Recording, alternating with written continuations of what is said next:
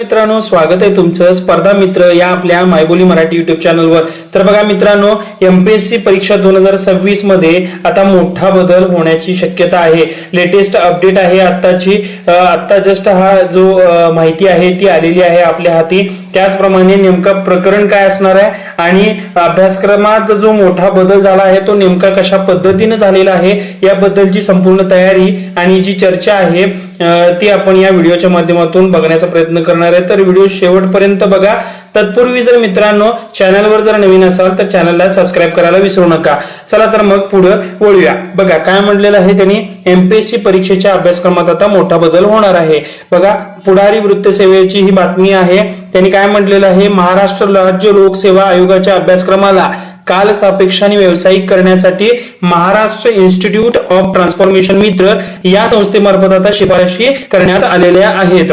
बघा काय म्हटलेलं आहे, नोकर भरतीचे नियम काय असावेत, त्यानंतर कोणत्या चाचण्या आणि परीक्षा घेत उमेदवारांची निवड केली जावी हे सुचवण्यासाठी कर्मयोगी या राष्ट्रीय स्तरावरील कर्मचारी अधिकारी, कौशल्य गटातील तज्ञ तसेच निवृत्त सनदी अधिकारी आणि मित्रचे प्रमुख जे आहेत प्रवीण सिंह परदेशी यांच्या नेतृत्वात ही समिती आता नेमण्यात आलेली आहे। ही समिती 3 महिन्याच्या अभ्यासक्रमातील संभाव्य अशा बदलांचा अभ्यास करून अहवाल सादर करणार आहे। बघा शिफारशी अंमलात येण्यास ह्या ज्या शिफारशी आहेत या शिफारशी अंमलात येण्यास थोडा वेळ लागणार आहे, पण जी क्षेत्रात जी बदल होणार आहे, एमपीएससी क्षेत्रामध्ये थोडासा बदल होणार आहे, त्यांच्या अभ्यासक्रमामध्ये बदल होणार आहे। बघा काय म्हटलेलं आहे, या शिफारशी लगेच अंमलात येणार नाहीयेत, त्यासाठी योग्य कालावधी दिला जाणार आहे आणि काही वर्षे केंद्रीय लोकसेवा आयोगाच्या धर्तीवर राज्यात प्रवेश परीक्षा घेतली जाते।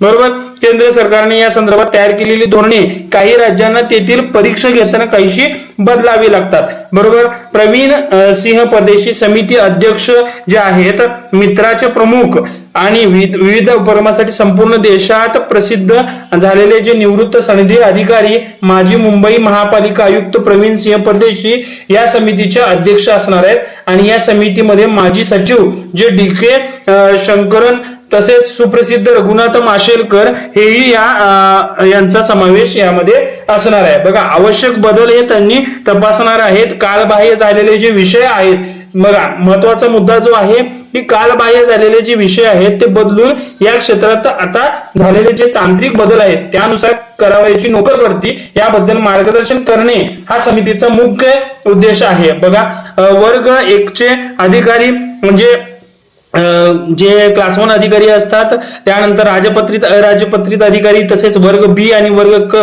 च्या सेवा शर्तीबद्दल आणि निवड प्रक्रियेबद्दल काय बदल करण्यात यावेत हे या समितीकडून तपास होणार आहे। बघा त्यांनी सांगितलेलं आहे या क्षेत्रामध्ये जे बदल झालेले आहेत त्यांची दखल घेताना बघा काय म्हटलेले, पोलीस कर्मचारी आणि कृषी अधीक्षक अशा वेगवेगळ्या पदांच्या भरतीबाबत एकच पद्धती का असावी, त्याचप्रमाणे एकच प्रकारची परीक्षा आणि चाचणी का घेतली जावी हे जे प्रश्न समोर येत होते त्या प्रश्नांना आता काळानुसार त्या क्षेत्रात बदल करण्याची शक्यता आहे आणि व्यवसायाला अनुकूल अशी निवड प्रक्रिया सुद्धा सुरू करण्याची जी ही समिती स्थापन करण्याचा निर्णय प्रत्यक्षात आलेला आहे। मग जो सिलेबस होता त्यामध्ये थोडासा बदल होण्याचा, जो परीक्षेचा अभ्यासक्रम आहे त्यामध्ये थोडा बदल होण्याचा परीक्षा बाबतीत महत्वाची अपडेट होती। मला असं वाटतंय तुम्हाला हा व्हिडिओ खरंच आवडला असेल आणि जी माहिती होती ती तुमच्यापर्यंत पोहोचली असेल। अशाच नवनवीन अपडेटसाठी आपल्या चॅनलला सबस्क्राईब करा।